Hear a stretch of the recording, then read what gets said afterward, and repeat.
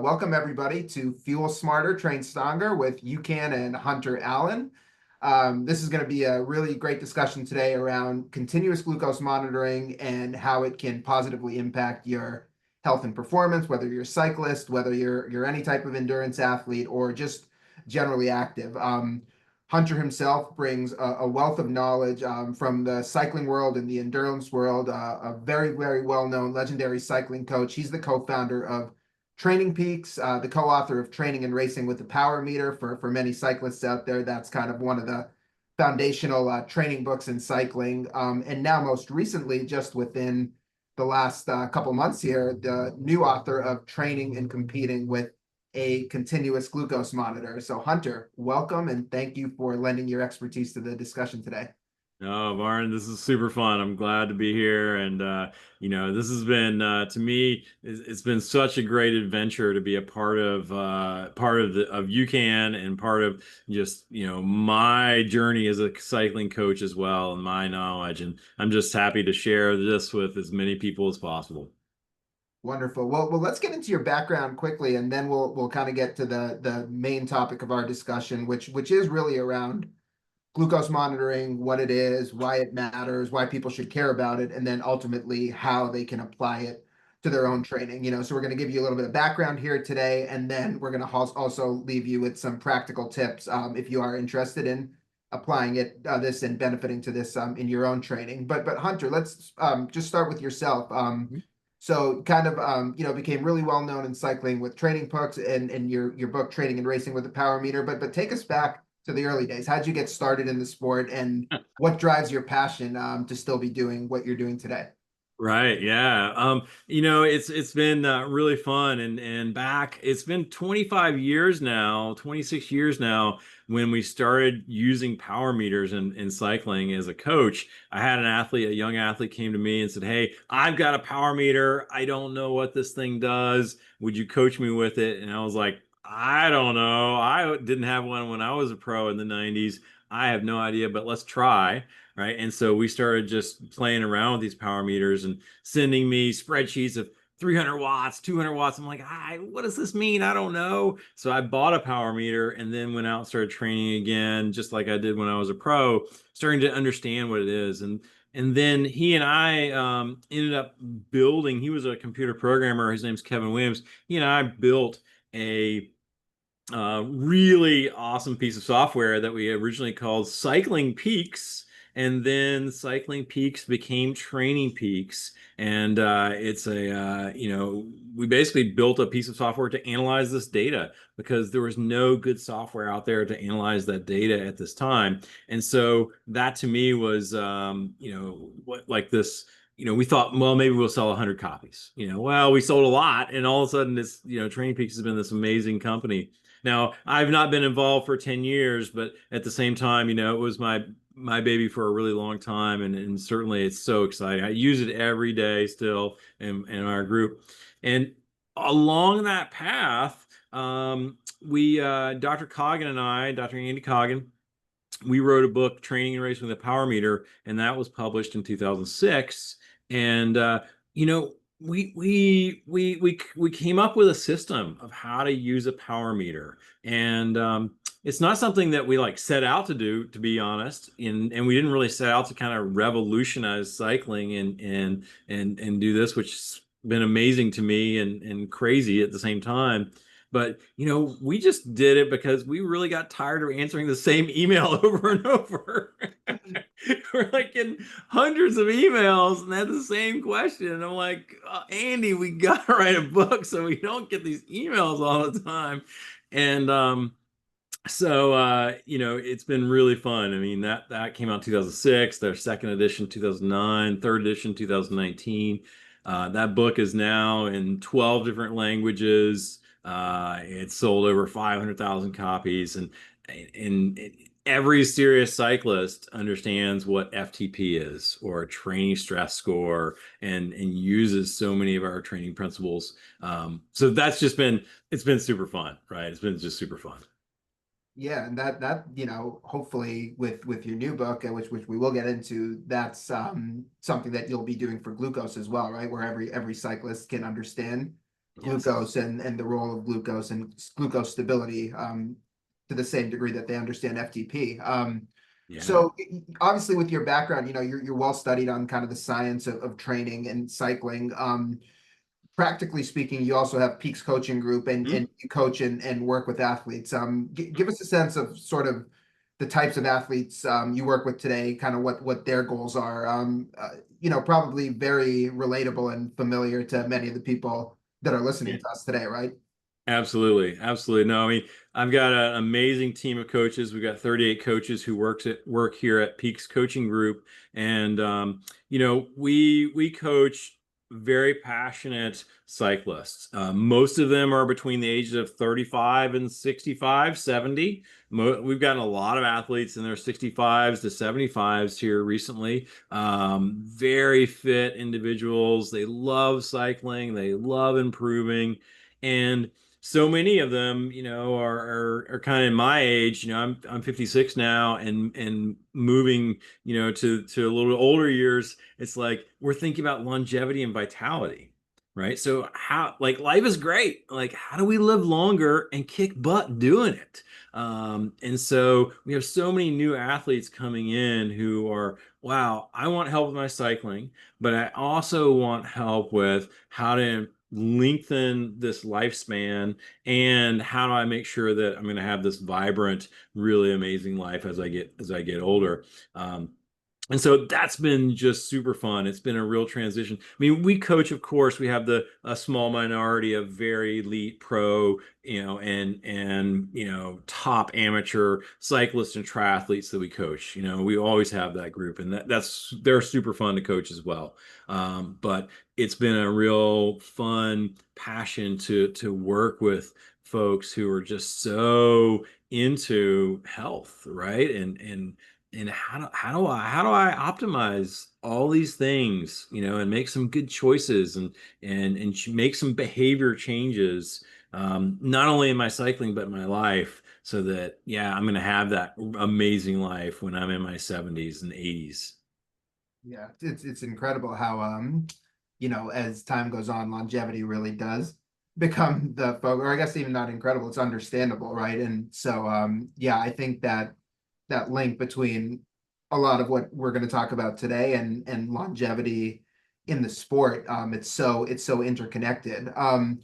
So with training and racing with the power meter, obviously you're attacking performance and longevity from a training standpoint. Now, with training and racing with a continuous glucose monitor, we're attacking it from a fueling and from a nutrition standpoint. So for you, where did that interest come, or sort of that realization that, like, this is also a huge unlock in terms of something that every cyclist needs to fundamentally understand in terms of the fueling?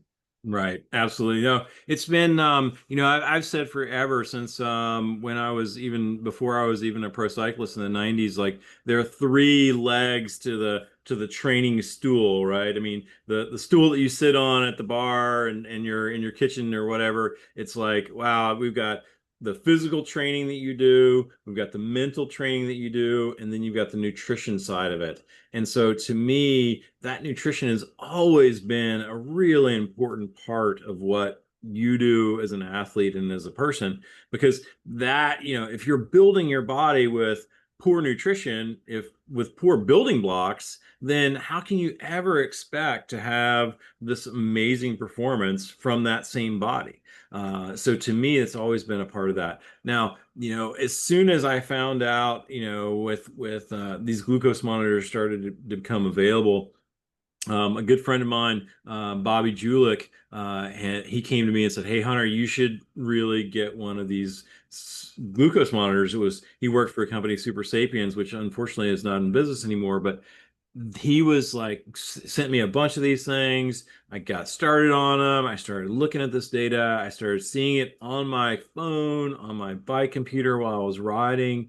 And it was immediately like, oh my gosh, this is an incredible tool to optimize your fueling in every part of cycling, of triathlon, of sport, of working out, whether you do pickleball, whether you do, CrossFit, whether you're just a casual exerciser. it was just immediately like, wow, I can ensure that I have my glucose levels where I need them to be when I want them to be there. And there's no guessing, like, well, oh, I'll take this product and maybe it kind of works. I feel better, I think. Or I take this product and I think I feel a little better here. I can't tell, and what is this doing to me? Or why did I have this bonk, right? I mean, we talk about this bonk all the time, and that's what we call hypoglycemia, when your blood glucose drops down. And when that drops down, it's you start to get shaky. We've all felt it, all endurance athletes, all athletes everywhere. And you even feel it just as a normal person. Sometimes if you haven't eaten for a while, it's like, man, I need food. Like, panic sets in. Like, we need to eat. So to me, that's been so fascinating as soon as I saw it, because I knew immediately, like, this is going to be an amazing tool. Amazing. So if we just back up for one step, so for folks that might not be familiar, like what exactly is a continuous glucose monitor, and what does it show you? Also, like, how does one get one? I know it's a lot easier Yeah. now to get one than it used to be, but yeah, to talk us Sure. through some of those practical things. Sure, absolutely. So a continuous glucose monitor is a small little monitor. It's about the size of two stacked quarters or three stacked quarters. This goes on your arm. I've got one on my arm right now. You can see it here, and I've got a little patch over top of it. Just kind of a little patch. You can get patches. They come with patches. You can get them online and stuff, and that just protects it. And this is inserted into the interstitial fluid, which is kind of this the space between the outer layer of your skin, right? The skin you can pinch on right here, and then also the muscle. And so you put it traditionally right here in your tricep. You've got a little bit of fat right there in your tricep. You can put it at different places. It doesn't really matter, but that's a good place to put it for athletes. And then this has a little filament that's about 2 or 3 millimeters long. It goes in and it reacts with the glucose that perfuses into this interstitial fluid in this interstitial tissue. And then that tells you, oh, wow, you have this, much blood glucose in your system. That sends a signal to your phone. Boom, I've got it on my phone. Then I can look on my phone. Oh, cool, this is Bluetooth to my phone. I've got my glucose number right here. I can check it out. Oh, what is my glucose number? And then that way you know exactly what it is. Now, like for me right now, I don't know if you can see, probably is the glare here. There you go. 125 right now is where I am.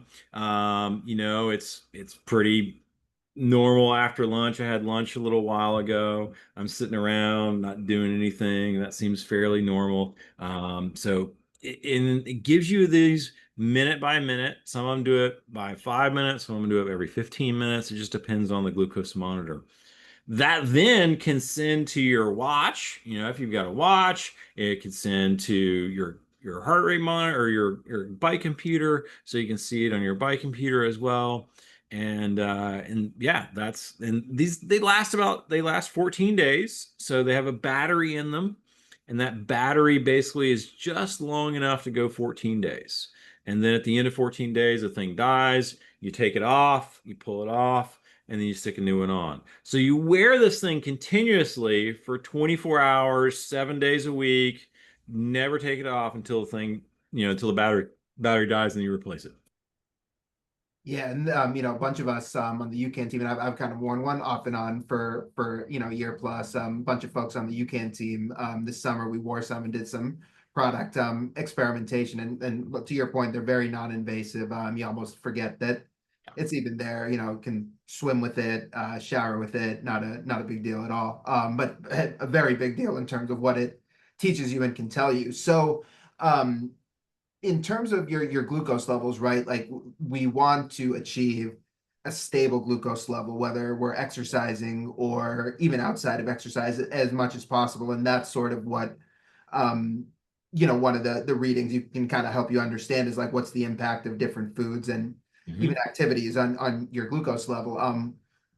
Why is it important, Mhm. both from a performance standpoint and Right. from a lifespan longevity standpoint? Like, why do we care about keeping our glucose levels stable? Right, exactly. And so, and I think this is a really important point. And I want everybody to make sure they understand this. And so, I mean, the goal is not necessarily to make the line flat, right? The goal isn't to like, okay, I'm just gonna have this dead flat line and my glucose never changes. That's not really the goal. Like, you can do that really easy by never eating carbohydrates, but that's not going to help you as an athlete. Like, we need carbohydrates to fuel our cells, to fuel our muscles, to fuel our liver, to fuel our brain. We need all these things to perform well. So we have to have carbohydrates. And I would argue that everybody has to have carbohydrates. So what our goal is to,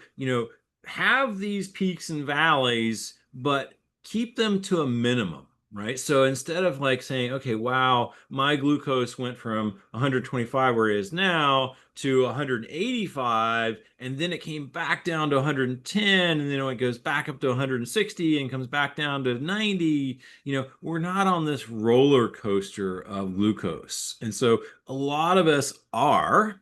You don't even know it until all of a sudden you get a CGM and you start looking at your data. So that's really important to say, okay, well, what can I do? Well, how can I make this more stable? Well, instead of going to 180, like, let's go to 125, and then it stays here, and then it kind of fizzles down 115, 110, 100, and then you're like, oh, I think I need something else, and then it comes back up a little bit. And so you're muting these spikes, you're making sure the troughs, the bottoms don't occur so deeply either. And that's really what we're after, is making our glucose more stable from that perspective.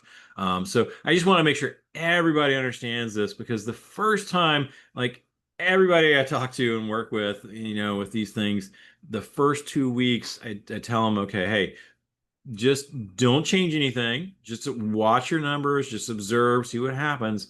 But the first thing they want to do is like, I can't eat carbs anymore. I can't eat carbs anymore. Right? And it's like, no, no, no, no, no, no. That's not the answer. It's important to have these spikes, because things happen when insulin is released, and insulin sucks up that glucose, and it's a growth hormone. There's all kinds of other things that insulin does besides just helping you with your glucose stability. Excellent background, and I think that fundamentally is like really important for people, I think, to understand in terms of why they should care about it. Now, Hunter, maybe take us through a little bit of like your methodology in writing this book. How kind of outside of yourself, who else Mhm. were you observing? What types of athletes? What were you looking for? And I'm kind of throwing a lot at you in one question, Sure. but maybe what were a couple sort of Yeah. broad takeaways that you learn? And I think the caveat with all this stuff, right, and why it's so great to have the CGM is like everybody's metabolism is different, and everybody has a different tolerance and sensitivity to carbohydrates and different nutrients, different types of carbohydrates. So my spike and your spike eating the exact same thing may not, and very likely are not the Right. same. But with that in mind, I'm sure there were Mhm. still some general things that you learned that can kind of Oh, universally apply. yeah. So yeah, what was the methodology to Okay, start cool. with, and then what did you learn? All right, absolutely, yeah. So, I mean, the big part of this was one, to understand, first and foremost, what is the physiology, what's happening in a biochemistry way. And so when I started writing the book, it was like, okay, one, let's just, figure out what all these squiggly lines mean first, right? And so it was very similar to when Dr. Coggin and I wrote Training and Racing with a Power Meter. We had all this data, and we had lots of squiggly lines, so then we had to kind of sort through that and figure out what do these things mean, what's causing this, what's the dose, what's the response, what happens when somebody does intervals, what happens when somebody doesn't get enough sleep, what happens when somebody overeats, what happens when somebody undereats, what happens after 7 days of hard training. Like, we had all these questions. And so the same thing here with my new book. And it was this, I was very fortunate in that I had a ton of sensors. I had about 300 or 400 sensors, and I was able to give them out to 50 different athletes in different sports. And I really wanted this variety because me being a predominantly endurance coach, I certainly knew I had a bunch of data on cyclists, triathletes, and runners. And so I knew a lot about their responses. I had no idea what weightlifters, what happened to their glucose. I had no idea what tennis players or golfers or pickleball players or CrossFit people or just people who did aerobics, and so I needed to understand what that meant. Like, do they have different ways that their body responds to this? And so like one of those insights was weightlifters. Like weightlifters had, I just completely surprised me. Weightlifters have so much muscle. Like there's so much muscle. Muscle is kind of like the sink, and it's like it just sucks up all this glucose. And they have so much of it, right? I mean, that's our number one way to pull glucose out of our bloodstream is to get it in our muscles. And that's a good thing, right? Because we want it in our muscles so that we can train, we can do hard work, we can exercise, we can go for walks, we can run, do whatever our sport is. So we want that glucose in our muscles. Now, weightlifters have so much muscle that their glucose is really low. Like these people would their glucose hardly ever went up. And it was so much lower than the endurance athletes that I've seen that I was just in shock. And I was like, golly, I need more of these. So I ended up getting like 5 or 6 more weightlifters and some bodybuilders, just to see if like, okay, is this really happening? So it was so fascinating to start to understand these concepts with how different people reacted. Like you said, right? We all are very unique in our responses, and there are so many factors involved in what causes your glucose to go up and what causes it to come down, and it's hard to interpret. And so that was my big mission in this new book, Training and Competing with a Continuous Glucose Monitor. It was, how do I interpret this in a way that gives insights that everyone can use? What are those 5, 10, 15, 20 things that everybody will see at some time or the other? So that was really my goal in writing it, to try and to give the reader those insights. Whether, like, for example, you may have a bagel with peanut butter and with UCAN peanut butter and jelly, and then I might have the same exact thing, but we had different breakfasts. And so our breakfast, the thing you have before, actually impacts your meal here. There's a concept called the second meal effect. So if you have some carbohydrates in the first meal, it actually helps you with having carbohydrates in the second meal of muting your glucose in the second meal. So it's like, maybe you had a protein shake for breakfast, but then you had these carbohydrates where I had a more higher carbohydrate for breakfast and I had carbohydrates. We're gonna have different responses. But at the same time, that concept is universal.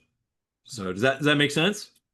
Absolutely. I was interested in hearing you talk about the different types of athletes that you work with, and specifically that what you were saying around the weightlifters and the bodybuilders. Did you find, or could you conclude in any way that like endurance athletes have a tendency to having like more elevated glucose, whether it's because of the nature of the training or potentially the nature of the fueling? Like, kind of if you've been doing endurance for a long time, you've probably fueled with a high volume of carbohydrates for some people for a long time. Was there anything that you could kind of take away with like a baseline glucose based on what sport people were participating in? Yeah, great question. And absolutely yes.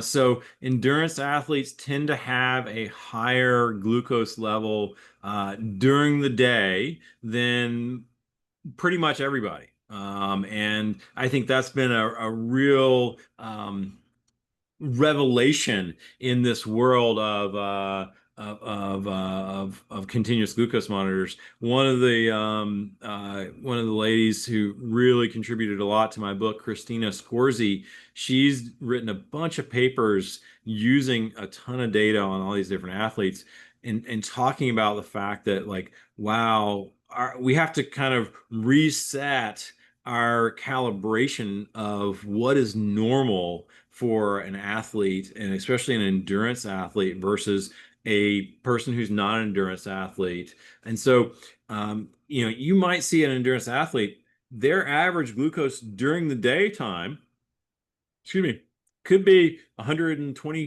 130 milliliters milligrams per deciliter, where somebody who's just, isn't an athlete or doesn't, just kind of plods along and has a good, healthy, nutritious breakfast and lunch and dinner, they may only be 100. And so that number is so much higher. And that's really a big deal because many of us get this HbA1c blood test. So if you go and get your blood drawn, right there, your doctor's going to want to look at your cholesterol, your lipids. It's going to want to see what your HbA1c is. It's going to see what all kinds of your hemoglobin, all these other things that you're going to want to see. And a lot of endurance athletes, HbA1cs are pretty high. Like they're pre-diabetic, Right. or maybe even close to being on the edge of being what would be considered diabetic, which is 6.4. But it's not real for most of us. And that's because our numbers are skewed higher during our day because we're training harder. We need to fuel for these events. Our glucose is higher during our training. Our glucose is higher after our training because now we're refueling to recover more. Um, and so that's why having a continuous glucose monitor is so helpful, because what you should be looking at, if you're listening and this is one of the things that you're concerned about, is you should be looking at what's your average glucose while you sleep. Okay, so that's a much better measurement for folks who are endurance athletes, because then your body gets back to what we call the basal glucose. You know what your basal glucose is when you wake up in the morning after you fasted while you've been sleeping. And that's where you should be. So it's like, man, when I wake up in the morning and it's at 90 or underneath 100 milligrams per deciliter, all good, right? And that's that's an important thing, and I talk about that in my book, and I've written a couple articles on this, and there's some other articles in science out there as well that's just been discovered. Like this is really new stuff. Really fascinating. It's like sort of pushing the envelope into the next frontier of performance. Let's spend a moment kind of talking about like the impact of glucose stability on performance. So we're kind of talking in a way about like not flatlining glucose, but even when it's elevated, keeping it stable and not having Mhm. these large fluctuations. Like, how does that stability in glucose, help you, generate more power, ride faster? How does that contribute to it? Right. So when you have glucose spikes, when your glucose goes up to 180, let's say for example, and then comes down. So what's happening behind that? What's occurring? So let's say for example, you're out exercising and you take in something, right? You have a candy bar, for example. Lots of simple sugars. Your glucose starts out at 115 or 110, and then it goes to 180. Your body senses, oh my gosh, there's a ton of glucose in here. Let's suck this up. Let's use it. So it puts it in it goes into the liver, and then that sends it out into the working muscles. But it also, insulin is being secreted from your pancreas, and that is also sucking away this glucose. And it does it so quickly, it does it so effectively that all of a sudden you go up to 180 and then you come down, and now you start, remember you started, let's say you started 115, you go to 180, and you come down, and you actually come down now to 70 or 80. So this is what's called a reactive hypoglycemic crash. Many endurance athletes are doing this to themselves. They're like, why did I bonk? I just bonked. I don't understand why I bonked. Or I don't know what happened. Like I had a candy bar. I must have not had enough. And so they eat another one, right? And then their glucose goes back up to 180, and then it does the same thing again. So they're actually creating these bonks because too much glucose is coming out too fast. They ended up lower than they were when they started, when they knew they needed fuel. Um, and so that's really important to understand. So if we keep that curve where we're coming up and saying, okay, we're coming up to 130, 140, and then it's coming down, at a slower rate, one, that's giving us a stable supply of energy.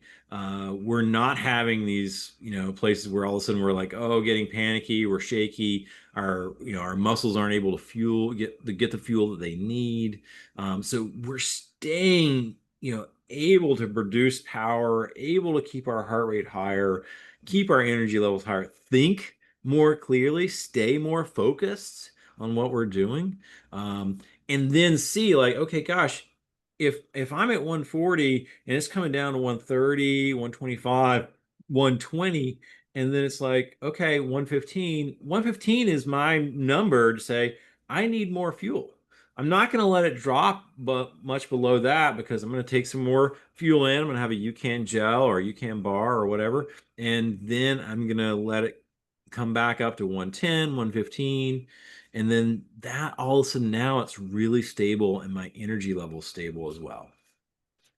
A great distillation of kind of how it all works from a fueling and energy standpoint. And Hunter, kind of what's been so interesting to observe is to kind of combat the sugar roller coaster that you were just describing, there's been this trend to just push for more and more, right? Like the way to solve the problem is to just train your gut and train your body to ingest more or take it more frequently so you can kind of like mitigate this crash that you were describing, kind of always be riding that high. And now, we see literature and kind of science pushing the envelope with 90 to 120 grams of carbs per hour when, for many years, sort of the upper threshold might have been 60 to 90. Right. Maybe you can just help us make a little bit of sense around this whole like high carb fueling trend. What's its kind of impact on glucose, first of all, and then like who, even if anybody, who needs it in your opinion, like who should consider this Right. type of plan? Yeah. Yeah, I'll give the floor to you. Yeah. No, this is a great question, and one of these ones that you know, it's a little bit frustrating from a coaching standpoint because the athletes again that we work with are between their 30s, 40s, 50s, 60s, 70s, and they come to me and say, "Oh man, I'm going to start trying to put 120 grams of carbs in per hour," and I'm like, "No, no, no, let's not do that." Like, what I found is that it's very rare, as in like I've only know one athlete that their glucose, we have optimal zones, optimal kind of zones, glucose zones, OGZs I call them, right? That you should be in when you're training and when you're competing. And then these for most people are somewhere between 100 and 150. A few people over 150, maybe 160. But I've only found one person where they were in the like 160s to 200 range. And so that's really unusual. What happens when you take in that many carbohydrates every hour? It makes your glucose go up to 200 and stay there for a long period of time. And I just haven't seen anybody performing any better at 200 than they did at 150 or 130 or 140. This is a case of better is not going to make you any faster. Now, what does it do is I believe it goes kind of the opposite where your body wants to maintain homeostasis. It's trying to get back down to its normal level. And so it's doing everything it can to bring that glucose down faster. So I think when you get your glucose up that high, you're actually more susceptible to hypoglycemia because you're just trying to crash, it just tries to crash it again as fast as it can to get back down to homeostasis. Now, for most of us, 95% of us, we need between 30 and 60 grams, maybe 80 grams an hour, right? If you are really fit and really strong, okay, maybe 80 grams an hour. There's some good science around that number. But that's a lot, right? That's a lot. 90 to 120 milligrams an hour, that makes sense for the 20-year-olds who are racing the Tour de France, right? If when we think about it from a power meter perspective, and hopefully there's some folks in here who have power meters on their bicycles, if kind of a benchmark is 300 watts. If you can do 300 watts in an hour, then you're pretty darn fit. Okay, this is a great benchmark for a lot of people. Um, and when you do 300 watts for an hour, let's say you weigh around 170 to 180 pounds, you're going to burn about 1,000 calories in that hour. That's a hard hour. That's a hard hour. All right. Now, if your threshold power is 200 watts, you're only going to burn, like around 500 calories an hour. Okay. So you don't need 120 grams of carbohydrates because you literally can't burn that much fuel. You're not able to. All right. If you're a 20-year-old pro in the Tour de France and you're doing 400 watts an hour or 425 watts an hour, okay, you're burning 1,500 calories an hour or more. And so, therefore, that makes sense for somebody like that because they're burning that rate. So please, don't think that having that many carbohydrates per hour is going to make, because your favorite pro cyclist you're trying to emulate is taking that in, it's not going to help you necessarily in your competitions or even training. Super helpful explanation. I think even some of that simple math that you just walked us through kind of, makes it very clear.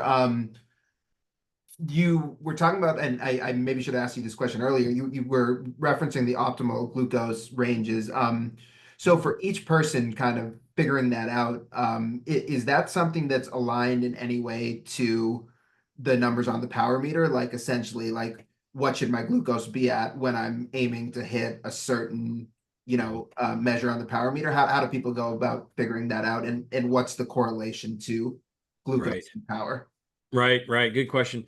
So I have a set of protocols and tests that in my book that help walk you through how to find your optimal glucose zones. And you have to do a few different things. And basically, one, we're doing some experimentation on the types of foods that you need to take in, where putting your glucose levels at certain ranges, seeing how you feel, whether you're running, swimming, cycling, whatever it is, and then starting to hone in on that range. It's always going to be a range. There's going to be times where, for me again, I'm kind of a 110 to 140 guy. If I'm in that range, I'm really good. I'm even better if I'm like 125 to 140. But I'm still also doing fine if I'm 110 as long as my glucose is stable.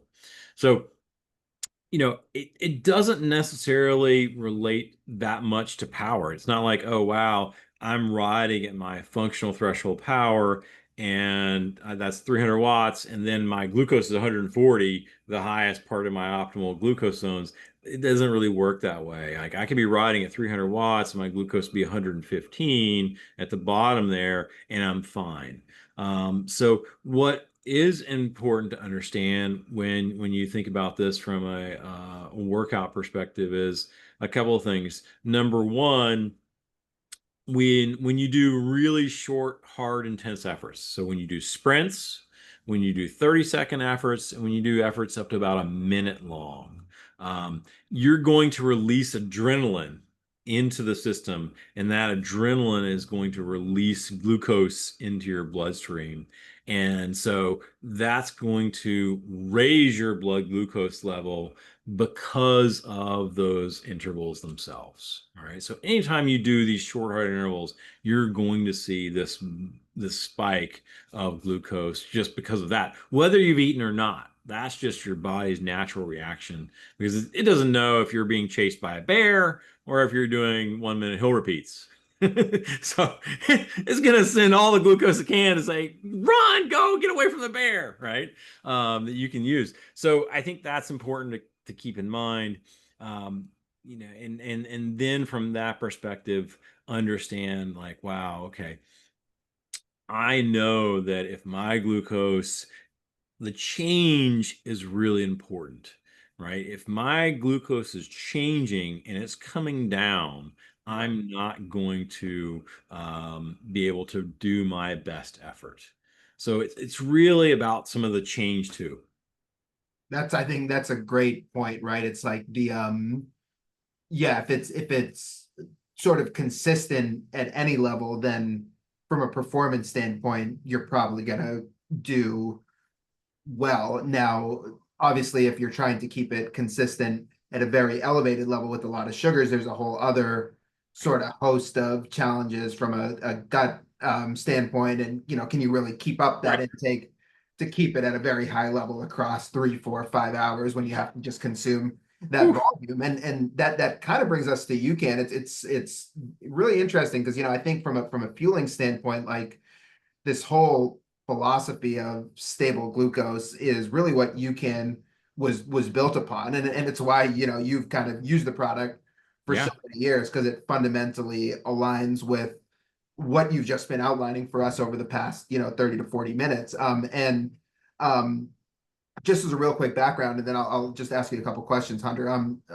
So we use a starch-based carbohydrate rather than a simple sugar. So it's more of an even energy release. And Yep. the carbohydrate was originally developed as a medical food to help one of our co-founders' sons maintain stable glucose throughout the night. He had a severe form of hypoglycemia, and so this starch-based carbohydrate was designed really to maintain glucose at rest. And then we did a number of exercise trials, originally in 2009, a trial on trained cyclists, and found that even on these highly trained cyclists, when cycling, the UCAN starch was able to keep glucose more stable than a simple sugar or maltodextrin, which is what you find in most of your sports nutrition. So that was kind of the foundation of research that UCAN was built upon. And Hunter, when we first approached you many years ago to kind of Yeah. get your take on the product, I think that's what piqued your interest about it. So maybe you could just share a little bit of that background, like how did you Mhm. learn about UCAN? Why were you interested in it? And what has kind of monitoring your glucose while fueling with UCAN, both for yourself and with other athletes, kind of taught you about the product? Right. Yeah, absolutely. No, I mean, to me, it's been something that's been a real revolution in my personal cycling and training and racing, and then with my athletes.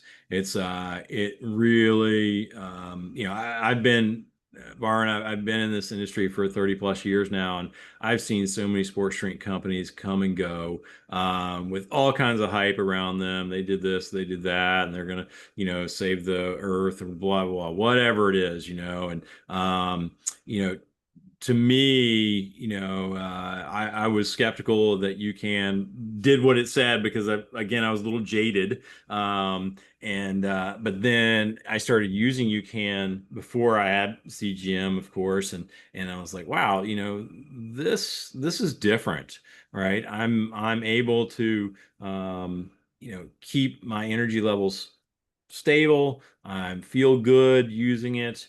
I don't have to use quite as much as I have with other products, and I'm not bonking as often. And so to me, that was like a real clear distinction between this and other products that are just, you know, basically sugar, right? They're just basically sugar. And so this was a really big deal. I've struggled over the years with hypoglycemia and races and it's just the thing, right? It is what it is, and that's somewhat behavior, right? Just not eating enough when I need to eat, and so you can really made a big difference from that perspective. Once I got a CGM, that was the first thing that I tested. It was like, okay, what does UCAN do? Is it really Are these is guys telling me the truth, or are they is just talking the talk? exactly is does UCAN really, keep my glucose stable? And darned if it didn't. It's like it's amazing. And the fact that it's like, wow, seeing your glucose monitor after you have some UCAN, whether that's a bar, a gel, your energy drink mix, whatever it is, it's like my glucose doesn't go to 180. It goes to 130, 140, and then it's right there, and it just kind of hangs out, and it just kind of comes down, gradually, and I keep sipping on UCAN, and it keeps staying up there. And it was really, really exciting. And that was, I think, to me, a really eye-opening experience, and the realization that UCAN really does exactly what it says it does. It really does. It keeps your glucose stable. So that alone, right, is a revolution. And I know you and we've talked about this before, and I don't know if a lot of people understand this, but um, it's worth mentioning because so many sports drinks out there are just these simple sugars, and that's all they're doing, right? They're just taking your glucose and spiking it super high, and then you're coming down, right? And then you've got to re-spike yourself. So you're on this roller coaster, and it's really hard to get off the roller coaster once you're on it. Where you can slowly absorbs, and it goes in. It still gives you the bump, right? It's not like, oh, okay, Right, it's still over a the carbohydrate, right? So it's right, still going to have some impact on your glucose. right. It's not like, oh man, this thing takes me from 100 to 120 over an hour. That wouldn't work either because when I'm at 100, I need carbs, right? And I need them quick. So it's like, okay, boom, it brings it up right there, 120, 130, 140, and then it keeps it stable over the next hour or so. And that's a real revolution in the sports drink industry. And so to me, that's huge. That's huge. Yeah, one thing that you mentioned previously when we were talking about kind of like glucose and performance is like really what you want to avoid is that big drop, right? It because a lot of times I think people innately think like, oh, like I want a big surge of energy, I want to spike really high, but it's really like you just detailed, you want to get certainly some spike and then you want to stay there versus going super, super high and then dropping down really far. Hunter, just a couple more for you. And if there are any questions, appreciate people sticking around. Feel free to ask them for Hunter in the chat. But just in terms of dosing with UCAN, kind of you alluded to it, but two of the core UCAN products, at least for endurance athletes, there's a lot of different products, but we'll kind of stick with two of the main ones, is the UCAN energy powder. This is a drink mix. It's a powder that you can, put multiple scoops in a bottle. There's also the UCAN energy gel. They both have the same starch-based carbohydrate formula, that extended release carbohydrate. How are you typically dosing with UCAN, and how might that compare with like what you would have done with a sugar-based dosing strategy. Right, right. You know, I'm a big fan of the unflavored UCAN. I really like the unflavored.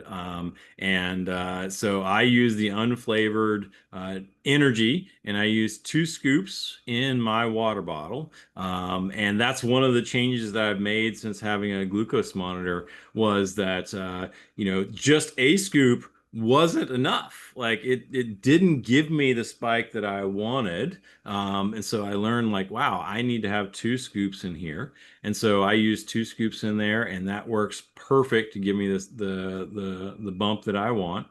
And then, you know, the same thing with the gels. You know, to me, the gels are perfect because it's something that I know are a metered dose, and I can, you know, just have exactly this dose, you know, every 30 minutes or every 20 minutes. And then I know exactly how many grams of carbohydrates I'm getting in versus, you know, okay, gosh, I've got 2 scoops in here. I took a big pull on my water bottle. How much was that? I don't know. You know, I'm going to take another bit more. That's fine too. But, you know, sometimes you really want to know exactly what you're getting. And same thing with the bars, right? The bars are also that way. It's like you know exactly what you're getting every single time. So I love the I can have the energy in my water bottle, and then I can also have the gels to mix in between these things because I'm aiming for about 60 grams an hour. To me, that's a perfect sweet spot. Again, that gets my glucose right up into that range, 125 to 140. Don't need any more. Haven't seen any performance improvements in any more. And so that's kind of the perfect spot. Different than, you know, using you know, the typical kind of sugar-based sports drinks. You know, those are the problem where again, you're constantly chasing this high, so to speak. It's like, okay, I'm drinking this, and then now I've got to drink more of it, and I've got to drink it sooner, and I've got to drink more of it because I'm constantly coming up and coming down and coming up and coming down and coming up and coming down. And it's just not fun. It really isn't fun. And it just isn't helpful from an athletic standpoint. And certainly the athletes we coach, they don't perform as well. So yeah, it's a huge difference.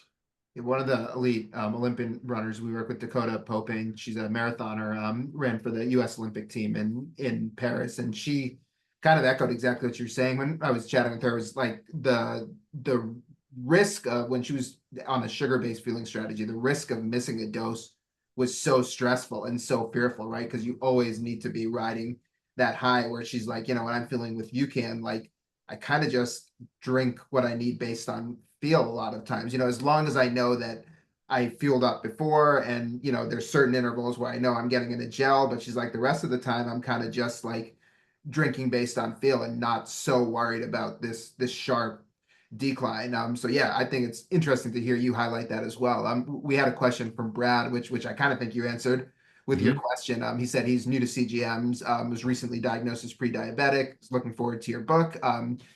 He said he used UCAN for the first time last weekend, and his glucose was stable, but not above 100. Is 20 grams of carbs sufficient per hour? So I think, like you just echoed, Hunter, if Yes. you want more of that rise, you can certainly, like you talked about, taking, you know, up to 60 grams of UCAN. We have many people, you know, when Hunter was talking about a scoop of the powder, a scoop is a 20-gram Yes. serving. So he's 2 scoops, he's taking 40 grams and then Yep. supplementing with the gel, which is another 15 or so grams of carbohydrate. So that's getting him right around that 60 grams per hour. But yeah, you can, I think the beauty of UCAN is like based on, you know, the intensity at which you're exercising and kind of your own level of fitness and how hard you're going.